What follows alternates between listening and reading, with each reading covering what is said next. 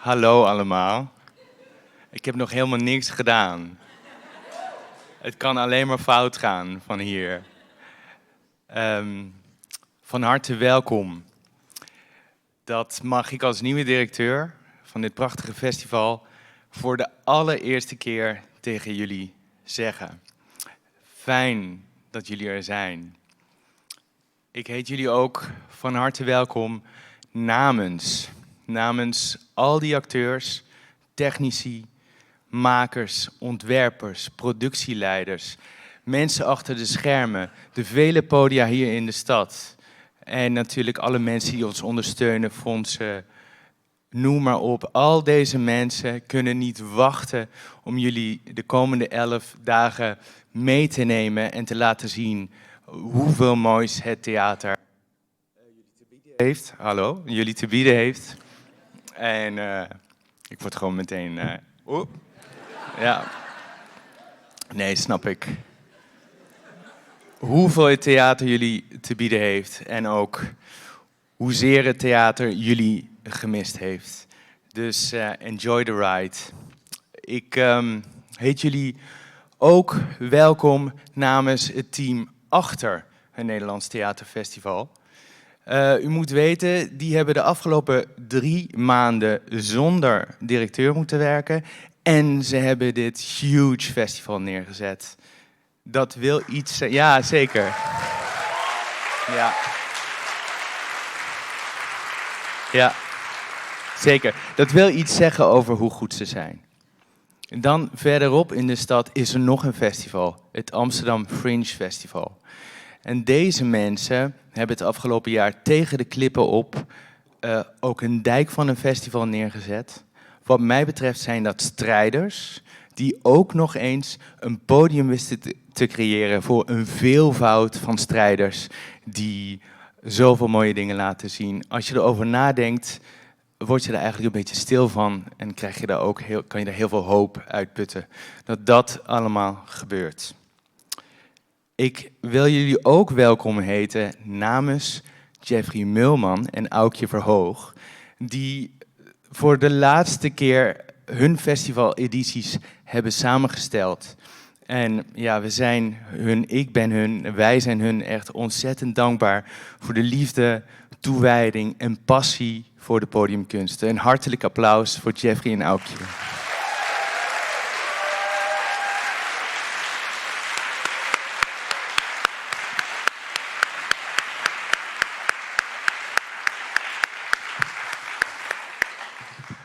Voordat het festival dadelijk echt geopend wordt met de Staat van het Theater, wil ik nog 1 ding kwijt. En dat is dat ik ging nadenken over het belang van festivals zoals deze 2. Dat gaat ook om fysiek met elkaar hier in de ruimte te zijn, elkaar in de ogen te kijken. Ook als dat mensen zijn die misschien een heel andere wereldbeeld erop nahouden.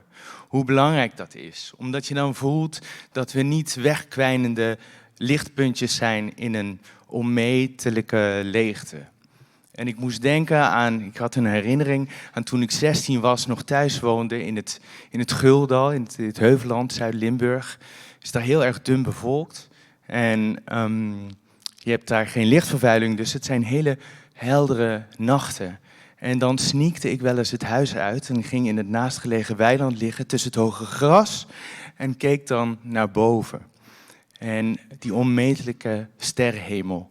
En ik weet niet of jullie, dat hebben jullie vast ook meegemaakt. Naarmate je langer ligt te kijken, wennen je ogen langzaam aan het duister en komen er steeds meer sterren bij. En dan realiseer je ineens, dit zijn niet allemaal wegkwijnende lichtpuntjes in een onmetelijke leegte. Nee, dit is een weefsel.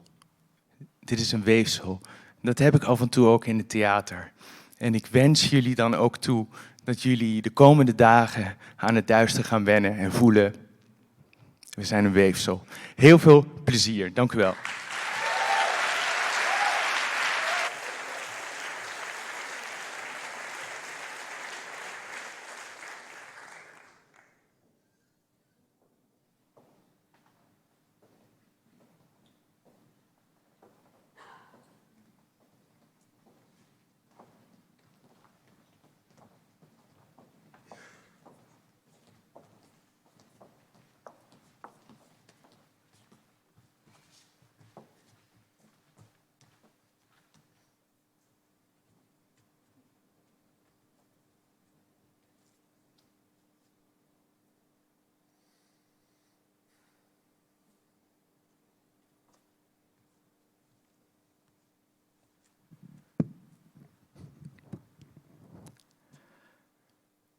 Ik hou van theater.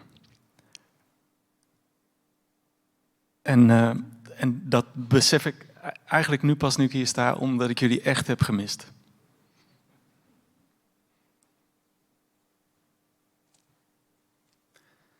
I love theater. And it's good to be back.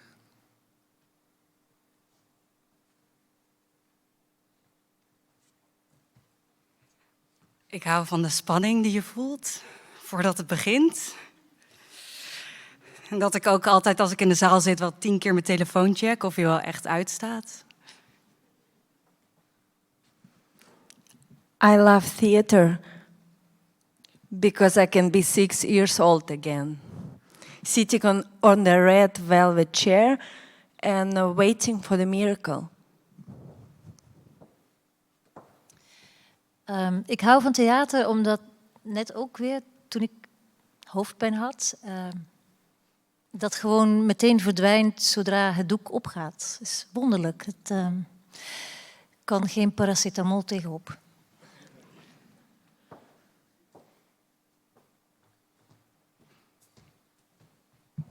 Ik word heel vrolijk als ik hardop moet lachen in het theater.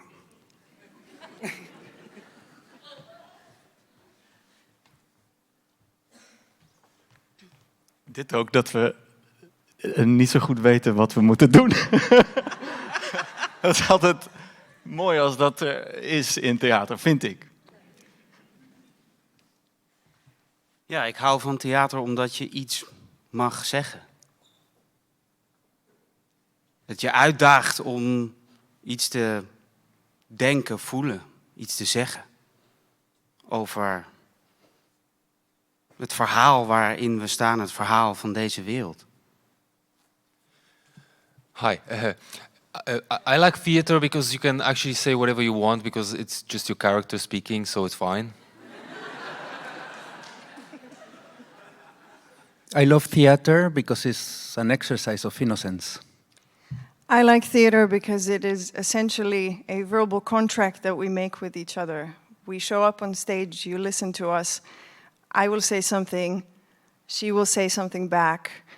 I will fall on a 7, you'll be there to catch me. And it just works.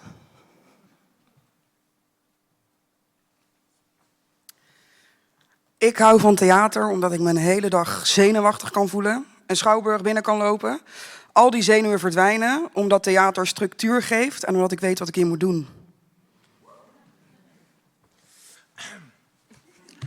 Ik hou van theater omdat je verschillende personages creëert en tegenkomt en je kan jezelf er helemaal in verliezen. I love this ritual of preparation right before a show where you put all the spacing marks on the floor and you realize all this maze of cues that we all have in our minds. And then you look at your colleagues and you think, holy shit, these people are fucking incredible. I love theater and actually very grateful for not letting me to become a lawyer. And a lawyer in Russia. Спасибо.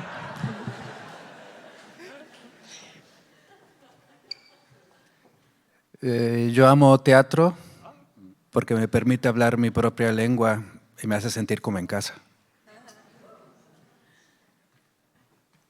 I love the theater because even when you go to the bathroom, that feels insanely magical.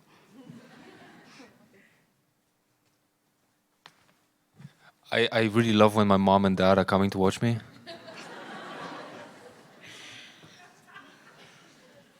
Ik vind het ook tof aan theater dat het zo oud is als de mens zelf. En dat we dus altijd samengekomen zijn om op een paar meter afstand iemand te zien doen alsof. En dat we altijd proberen om dat te geloven. En daarom denk ik ook dat het net zo oud zal worden als de mens.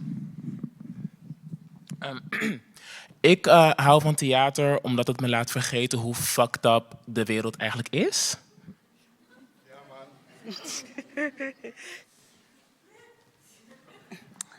man. Ik hou van theater omdat ik denk dat het goed is voor mijn hart. Omdat ik al mijn zielenroerselen kan onderzoeken.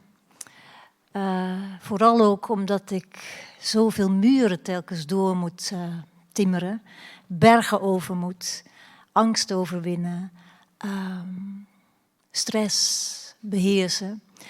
Ja, ik heb daar denk ik een heel sterk hart door gekregen. Ik hou van theater omdat ik denk dat ik extra goed kan voorlezen aan mijn dochter.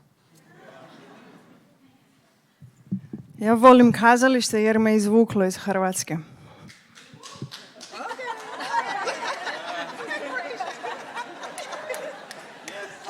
A czy po polsku ktoś mówi? A кто-нибудь по-русски? Mi się bardzo podoba w teatrze przede wszystkim to, że my tu jesteśmy z różnych krajów i państw, na przykład z Meksyku, ze Stanów Zjednoczonych, z Izraela, z Rosji, z Holandii, z Kongo. I wszyscy jakoś to razem robimy. To bardzo mi się podoba, że tak internacjonalnie, międzynarodowo to wszystko jest takie, bardzo mi się to podoba.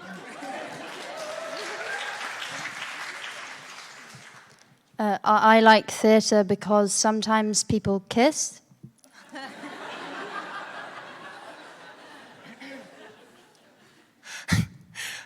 I love theater because it keeps me skinny.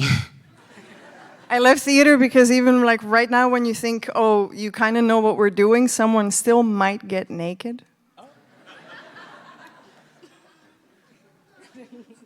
I enjoy the pre-show poop because it feels like your costume is going to fit better. And the beer right after a good show. Oh man. The free beer with the bonnetjes. I like Forget the bitterballen. I like theater so much that I actually just want to take it to Paris to spend a romantic weekend together. And then we have a dinner on top of the Eiffel Tower. And then we go to the hotel. And I love theater so much and I just want to fuck it over and over and over again.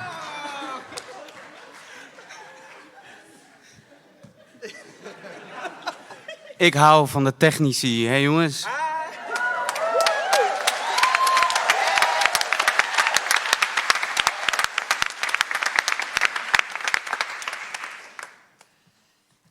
Ik hou van het echte trotse, moederlijke gevoel dat ik krijg als ik een van jullie op het podium zie.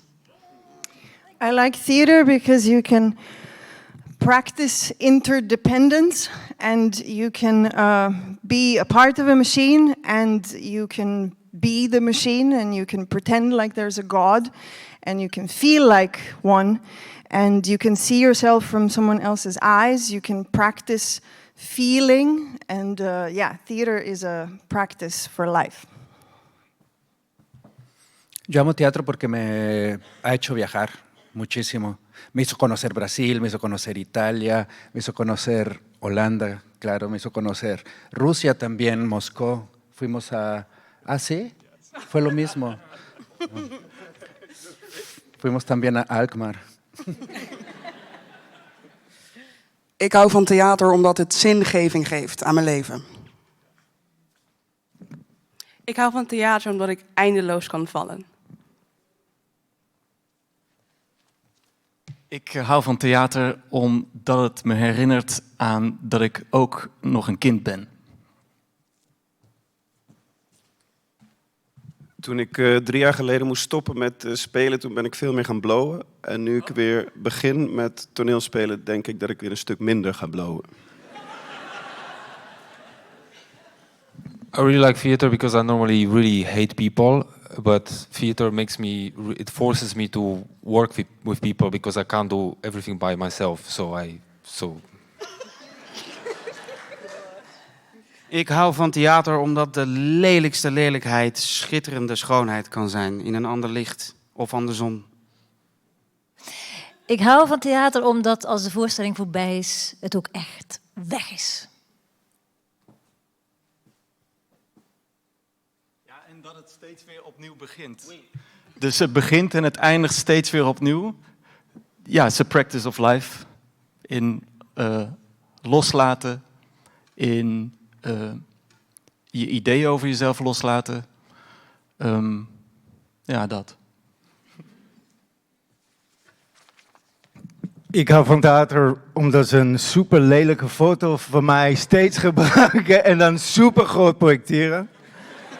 Hoewel ik dat echt verschrikkelijk vind. Wacht, dit is te hoog. Ik hou van theater. I'm going to begin, guys. Ik hou van theater omdat het me uitdaagt het onverwachte te accepteren.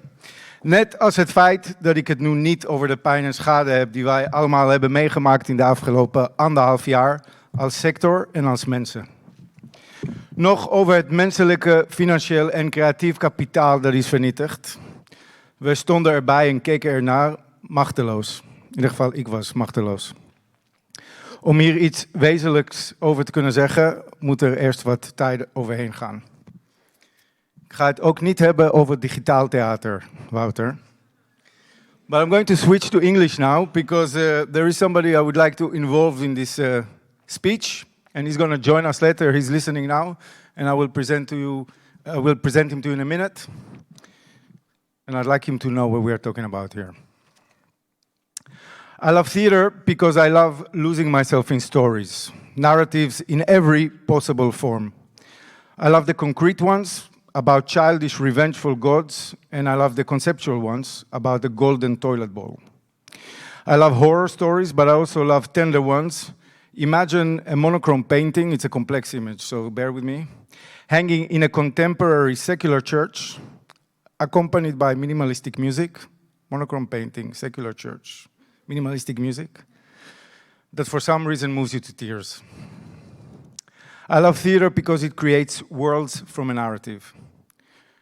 Just like in theater, the Jewish Kabbalah philosophy claims that the world is created as a narrative. Its building stones are believed to be the letters of the alphabet in different combinations. In the Bible, God created light by using words. Hij zei, laat er licht zijn, en er was licht. Humanity's consciousness is a collection of narratives passed from generation to generation. Legends, holy books, epic poems, allegories, a vast collection of parables that come to teach us who we are and how to be or not to be. Even our individual identity, conveyed in our name, I'm Guy, nice to meet all of you, is one of the only continuous components of our physical existence, our name. Our physical existence is a system that renews itself every 7 to 15 years. The word that is our name is the code, the string that keeps us together and carries us as ourselves into the world and from history into the future. I love theater because it exercises the abundance of possibilities in which a narrative can deploy and unfold. Because it demonstrates that a narrative can be told in so many ways, from so many perspectives. Theater feeds on the infinite variety of the human story. It makes all stories meaningful and valuable. It creates something from nothing. It creates worlds from words. I'm a theater maker. I don't believe in true or false narratives. My work consists of making any story convincing and relatable. I try to get the public question right or wrong, and I try to create an opening. I try to create doubt in my work. What if we are all mistaken?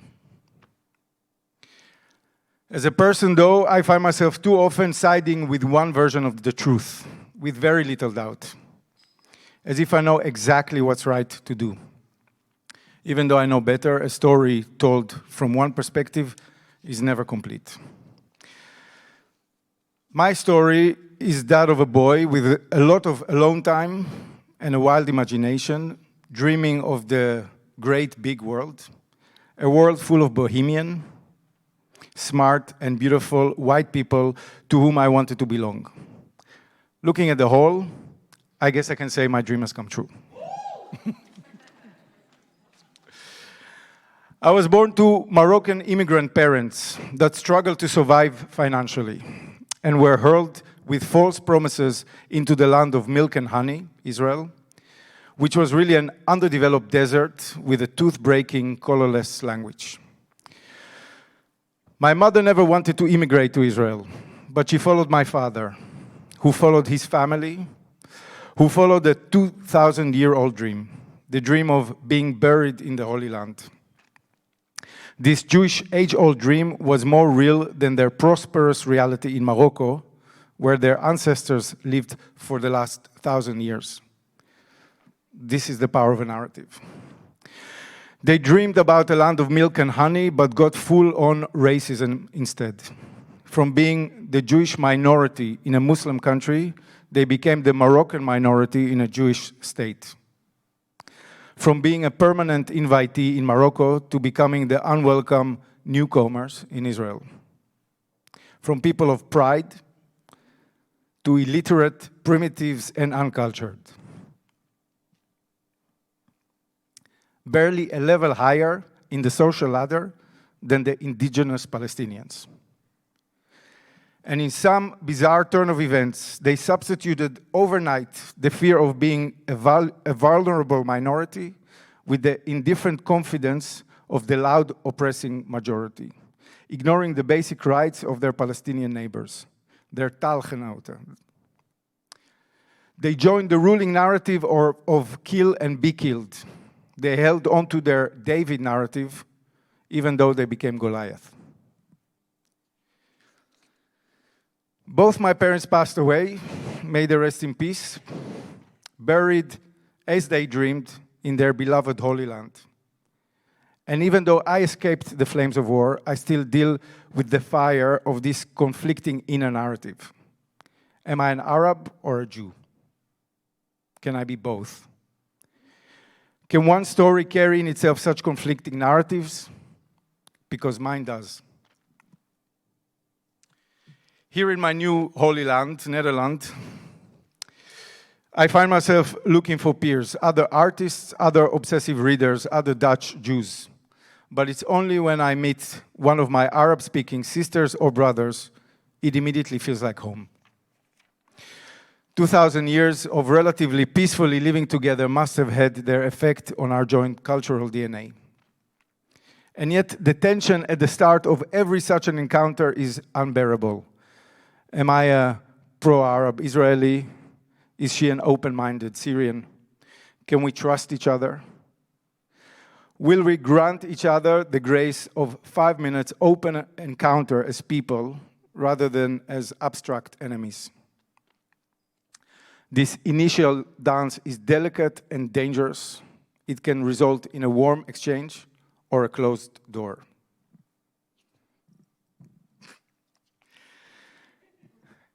Enough about my story. Let's get back to the collective one. Only there is no such thing. One collective narrative. Unless with collective narrative we mean the incoherent and unreliable mess of stories about our fight for power and privilege and about our effort to dominate the planet. Unless with the collective narrative we mean the Dadaistic cacophony sung by every person who ever lived that seems to have been composed by an ADHD 3-year-old. And this frantic cacophony is so rich, colorful, so beautiful. But how much space do we give this cacophony in our Schouwburgen?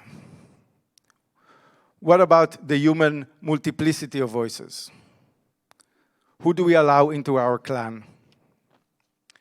We encourage forms of urban arts, but really only for the sake of appearance, of doing the right thing. We invite non-Western companies to perform in our festivals, but only when we feel they appeal to our sense of well-made theater. If the performers scream too loud or dance too enthusiastically or show too big emotions, we dismiss it kindly as too much, folkloristic, and not refined. Nothing changed. We are still entertaining the same 19th century bourgeoisie with the same stories that confirm their perspective and they feel they can identify with.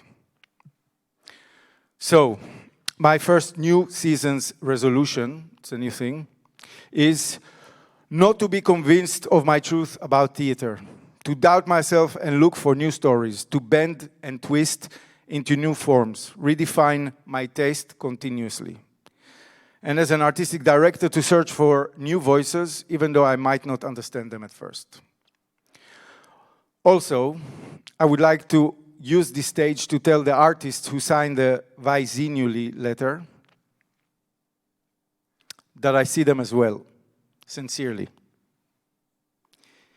So I'm extending an invitation for a dialogue about how the NTF and the NITE movement can be a part of their artistic journey of redefining the Dutch theater narrative. Come and talk to us. Help us bring your stories to big audiences.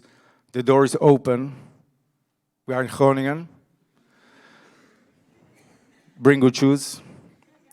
Don't settle for watching. Be a part of the movement. There is one last point I wish to make about the danger that reigns in the absence of doubt. The commandment of activism tells us we must pick one narrative and defend it passionately. Yes, there will be innocent victims along the way, but this is the price of every revolution. Another, more silent price of a revolution is the fear and confusion it spreads.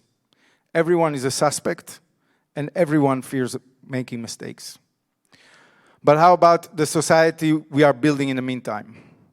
What kind of art are we making in this climate of propaganda, of applied dreaming? I know the feeling of standing on the right side of the moral fence. It feels great, like living in a superhero film, like you're saving the world, like you belong. I also know what it's like to stand on the wrong side of the fence. It feels lonely, humiliating, and invisible. Like a child in a school boycott, like being the victim of power abuse. And the only thing that determines what's right or wrong is the wind of public opinion, which is rooted in the dominant narrative, in the evasive zeitgeist. But winds keep changing their direction, and they easily turn against you. It's a tiring discussion, I know, but right now it's the most important one we have, because our polarized times demand we pick a side, pick one narrative and act for change. We artists feel compelled to respond to urgent questions such as the climate crisis, racism, gender inequality, queer identity, the never-ending refugee crisis, political oppression all over the world, to just name a few. Unfortunately, there are many more. And in our artistic effort to respond, we found ourselves in a climate of non-dialogue and zero mistake tolerance. A climate in which no one dares to say anything. We are all stuck on the same side of the fence. Preken voor eigen parochie. Allemaal verdachte. Allemaal aanklager. Politically correct doesn't belong in art or in the art sector. Let's speak freely and deal with the response. Let's listen, let's make mistakes, because careful art is tedious. So here comes my second new season resolution. I refuse to cancel, intimidate, or exclude anyone or any opinion from an honest dialogue. My narrative can never be the only one, the loudest one, the right one, even though I'm the only one speaking now.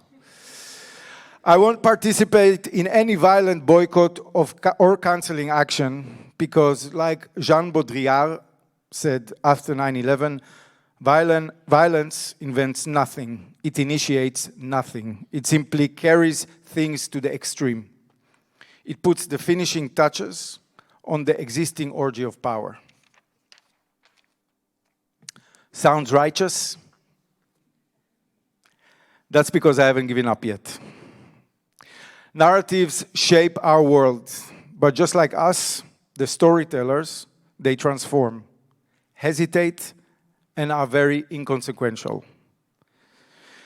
Theater as an art form is the best proof that narratives are merely temporary, shapeable, fluid. Sterker nog, theater is a practice for life, an oefening.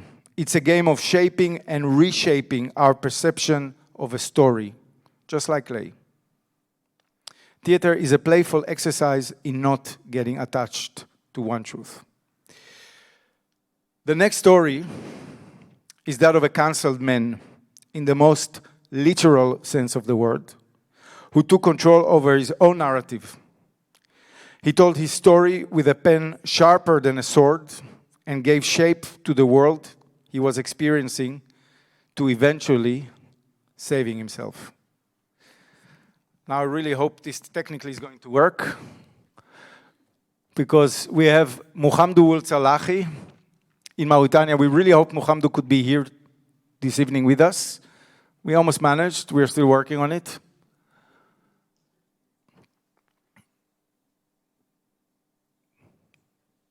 And yes, there he is. Hi, Mohamedou, can you hear me? Great, but we can't hear you yet. Mohamedou, just a second. Mohamedou will tell you who he is. Yeah. There you are. Can you hear me now? Yes. Good to see you, Mohamedou. Good to see you, brother. I like your style. Thank you, but you know it's not the Eurovision.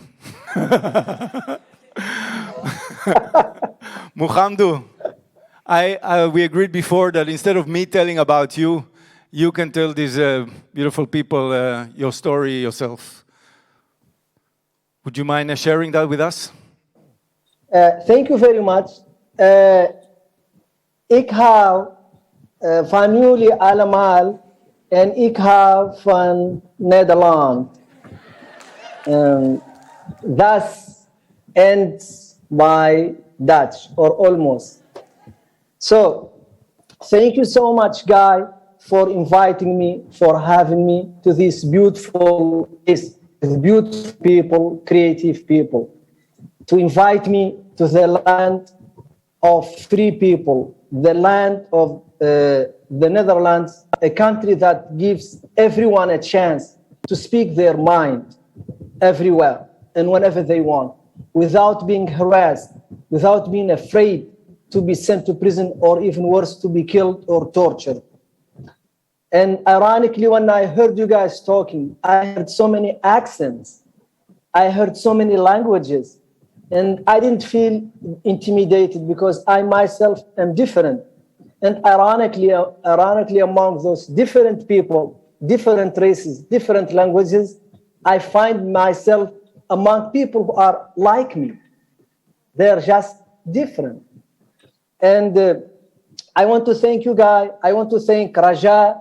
Thank you so much for bringing me to this world of the people I fall in love with. And to Yuri, to Roni, and to Mari, Jante. And the list is so long. Please don't hold me accountable, because I want to count all of you. So many good, beautiful people who invited me, and I feel among my family. My name is Mohamedou Ould Salahi. I was born in Mauritania, that is in West Africa. I was born to a camel herder. My father never had an ID card. He never had a government card. He never rode in a car, never once. He always walked, took care of his camels until he passed away when I was barely 10 years old. I was sent to school because I wasn't good to work. I was too weak. And my dream was to become a tailor, because a tailor wins a lot of money. Like I could win maybe $2 or $10 even a month. And it was just my dream. I couldn't win it because the first money I ever had was some money that my friend stole, and I shared with him. He stole it from our Quran teacher, because every Wednesday we should make a gift to the teacher. But the other way, we took back our gifts and more, and we went to buy stuff for ourselves. That was my first money. And so I was so poor, I remember this day, I went to school 2:30 in the afternoon. It was so hot. And I'm saying so hot, it's not like in the Netherlands, it's really hot. And I had no shoes. And I remember my small feet burning so bad, I couldn't walk anymore. I had to stop along the way in the shades of structure and trees until I cooled my feet down. On my way, I had this woman, this old woman who stopped me. And she stood me there with my feet pinned to the ground, and she lectured me why I didn't take my shoes. Little did she know that I had no shoes. And I was ashamed to tell her that I was so poor, I couldn't buy shoes. I went back and I told her I'm going to go back. I went back and took another route, a longer route, so I wouldn't see the woman. That's how poor I was.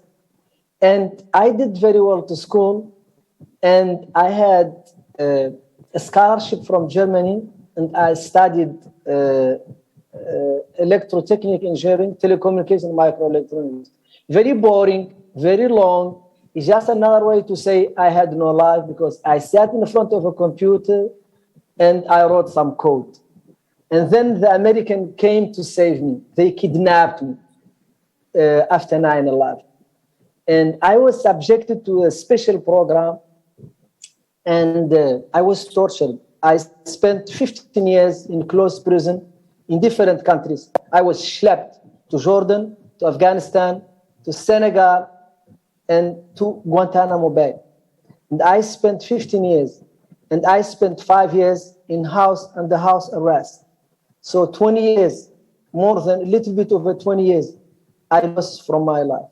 But I'm going to tell you one thing, that it is worth every pain to know people like you and to work with you on these beautiful projects and to attend places where I'm not afraid of anyone.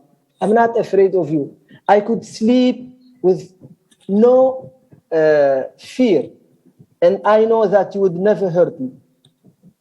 And now I'm campaigning for freedom in my part of the world, in Africa, in the Middle East. We want the same rights as people have in the United States of America, in Europe, in the Netherlands. We just want to enjoy them. We don't want anyone to hurt us because you express our opinion, no matter what that opinion is. Whether it's extremist in any way, everybody should be able to express their feeling and their opinion. Ironically, this is the best way to combat against extremism of all sorts. And again, thank you so much. Thanks, Mohammed. Wow, that's a good introduction.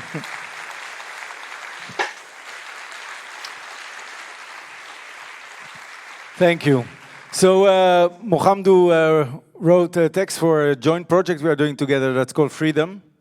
And I've asked Mohammed to make a little edit of it and read a part of it, because I think it relates to our story and our full narrative with you. So Mohammed, we are ready for you. 20 years ago, unintentionally, I became a student of freedom. Over those 2 decades, I had a series of epiphanies that taught me what it means to be free and showed me how to get there. The first epiphany came the moment I realized that the team that was kidnapping me, that was cutting my clothes off with scissors, putting me in a diaper and jumpsuit and blindfolding me, was from the United States of America. It came the moment I realized I was about to disappear into an American prison.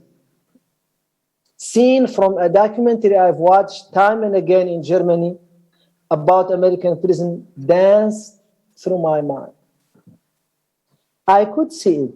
I was going to die in prison, or worse, I was going to be executed. I'd be led in shackles in front of cameras as a mass murderer, in a diaper and sweatpants. And this would be the last image my family will have of me. I prayed not to dishonor my family in front of the world. I prayed to have a child before I died. But no sooner did I utter the prayer than the realization returned I was going to die in prison. Behind the blindfold, my entire life suddenly played before me like a tape. It played smoothly for the most part, and I swallowed it smoothly. But there were parts I choked on. The parts I choked on were my regrets. And what did I regret? I didn't regret not making good money. I didn't regret not having the beautiful woman I so much wanted in my life. I didn't even seem to regret dying. I somehow made peace with the prospect that my life would soon end. The only thing I regretted was not being nice enough to the people I love and the people I met in general. That was it. This moment of preparing me for the rendition flight took all of 5 minutes. But the 5 minutes changed the way I looked at life forever. The second epiphany came during the worst of my interrogation. For days, I had barely slept. No sooner was I returned to my cell than the cell door opened and I was shackled again and led back for more interrogation. Every time I passed the surface that reflected my image back to me, I ducked. That's how much I hated myself. I was brought into the interrogation room and shackled to the floor. I tried to imagine the psychological state of the soldiers who were kidnapped, locking me in place. But in fact, they didn't seem to have a psychological state. It was me who was losing my mind from fear. The guards didn't even interrupt their conversation, bantering back and forth as if I wasn't there, and reciting lines from the latest movies and songs. The same was true for the interrogation. They barely paused their conversation when they entered, despite clear rules against talking about their personal lives in front of detainees. They were having fun, their conversation veering from happy things to small frustrations and back to happy things. Suddenly, as if my mind had become the camera up in the corner of the room, I saw them and I saw me. There we were, the same species in the same room, same temperature, same conditions, but we were in totally different psychological universes. The difference between me and my captors was that I kept terrorizing myself with catastrophic scenarios of what was coming, and they were thinking about other things. We have an old saying in Mauritania, he who is afraid of the demon will meet them. It's Schrödinger's cat. Even when our hopes and prayers appear dead, they're also alive somehow, somewhere they're already real. It's about knowing that you're free to choose to believe that is in your life at that moment, wherever you are, the cat is alive. And what you choose makes all the difference. Almost 15 years after I had been kidnapped and sent to Jordan, I finally was granted a hearing before the review board President Obama set up to determine which Guantanamo prisoners should be released. I wasn't exactly optimistic. More than 5 years earlier, I had won my habeas corpus petition and a federal judge had ordered that the US government release me and send me home. And there I was, still in Guantanamo. The night before my hearing, I couldn't sleep. I couldn't stop my mind from catastrophic versions of the hearing. Finally, I got up, took a piece of paper and wrote out all of the things I was imagining and fearing, standing in just the right way to the camera in my cell so that the camera couldn't see me. What I was doing, I used a hot plate to burn what I wrote. I literally burned my problems and fears to ashes and then flushed those ashes down the toilet. The next day, free of these fears and believing in the positive, I went to the hearing, and the hearing was easier than any scenario I had imagined. I was told I would learn the decision of the board within 30 days. I didn't, but positive answers, so I drafted the decisions for myself, signed it, and hung it on my cell wall. 2 weeks later, my lawyer and my personal representatives showed up with a sealed envelope bearing the review board's decision. I opened it nervously. The result was positive. I'd been cleared for release. I took my version off the wall and showed it to them. It wasn't the exact text, but the message, the reality was the same. The third epiphany came when I was sitting in my isolation cell one night watching TV. I couldn't sleep, a common state for prisoner, and so I was flipping through channels. This particular night, the program featured a small, dark-skinned guy. He was addressing a crowded auditorium. It was clear he was some kind of motivational speaker. He was talking about happiness. He had an open, honest face, and even in his language it was easy to follow what he was saying. He was describing his habit of ending each day by writing 5 items on his gratitude list. The items he puts on the list do not have to be very significant. He explained just being there and giving his speech was going on that day's list, he said. I love this quote from the Quran. If you would count up the favor of Allah, never would ye be able to number them, for Allah is oft forgiving, most merciful. That night, I tried to list things about my life in an isolation cell, but I could thank God for, and I had trouble at first. But when I looked at what I could actually see, I found a treasure chest right before there in myself. The TV with its channel from around the world that I was allowed to watch, library books, nuance delivered every Monday, my daily workout, my health, the opportunities I had every day to be nice and show kindness to my guards. I kept this up day after day. I would list the things I wished for. I ate a good meal. I haven't wronged anyone. I watched a good movie. I learned how to code from the book my interrogators gave me. I comforted a guard who lost his cousin. Making these lists would make my heart feel like it was flying and my body like it could breathe again. My blessings were beyond counting, just like the verse 16:18. My fourth epiphany, and this was a huge one, was the power of forgiveness.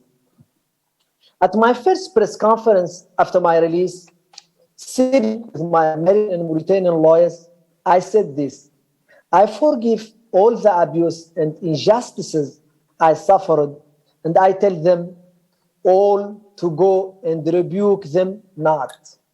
I wasn't always like this. For a long time, I was angry.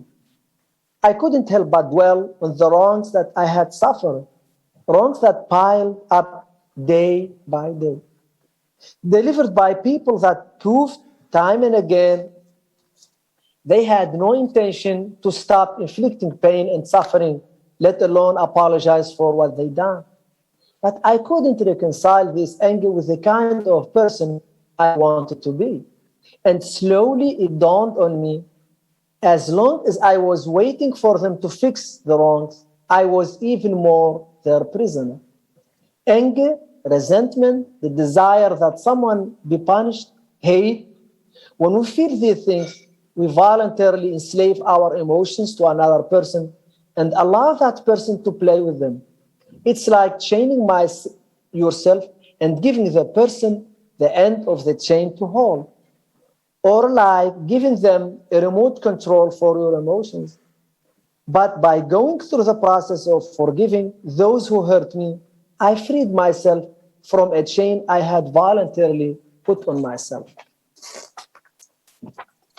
Slowly, through a lot of thought, meditation, and prayer, I came to see this way.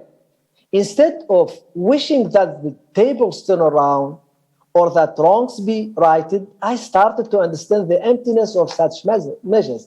I realized no revenge is as complete as forgiveness. As the second Khalif Umar put it, no punishment is greater than doing right by those who did wrong. Since my release, I have connected with several of my former guards and interrogators.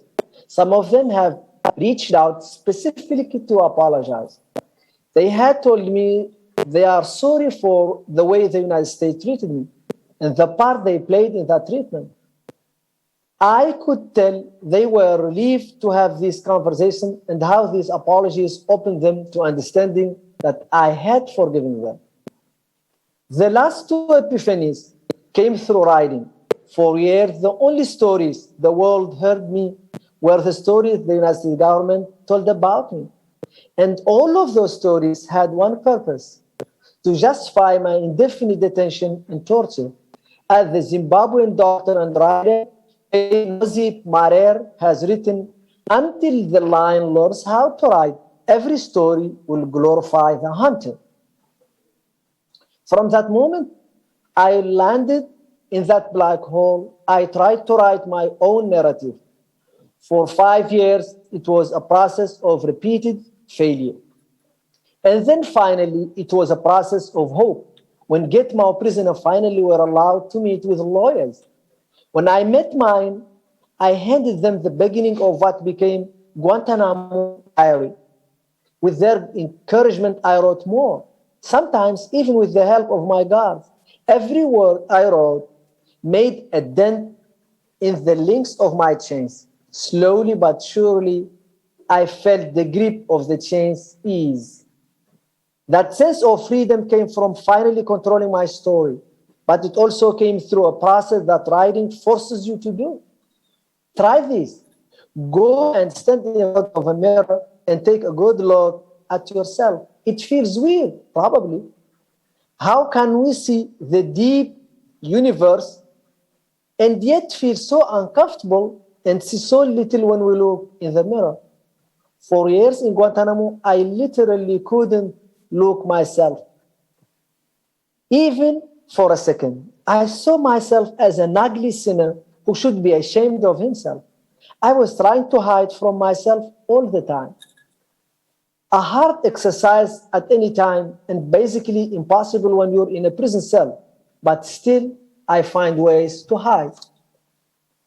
But taking control of your story means owning the whole story. That means not just the way others have treated you, but the way you've treated others. The dumb decisions you've made, all of your faults and shortcomings. It means calling truth with yourself. It means doing for yourself what you've done for others, forgiving yourself and loving yourself no matter what. As children, we were taught the holy verse, indeed Allah will not change the conditions of people until they change what is in themselves. For many of us, the harder thing is in us is to change and change the way we look at ourselves. To see our whole selves and to see these selves as Allah sees them, as flawed but forgiving, beautiful and worthy of our happiness and our freedom. Bedankt. Thank you very much.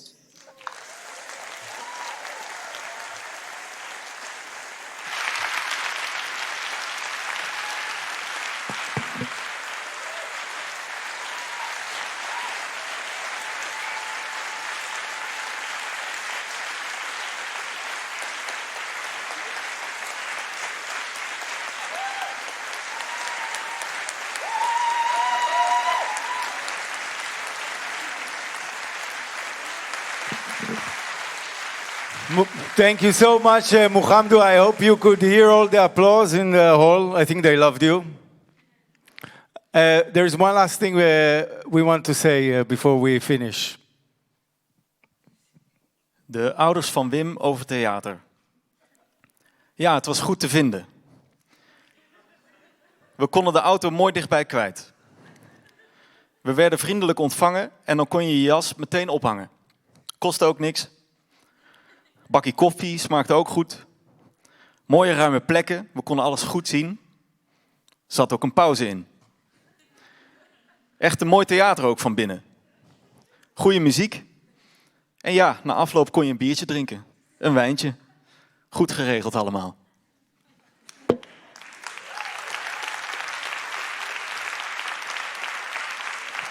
Dus van het team van NITE, het Noord Nederlands Toneel en Club Guy Roni, wil ik jullie allemaal een ongelooflijk mooi theaterfestival wensen. En een ongelooflijk vol en echt seizoen. En wat fijn om jullie allemaal weer te zien. Dank jullie wel.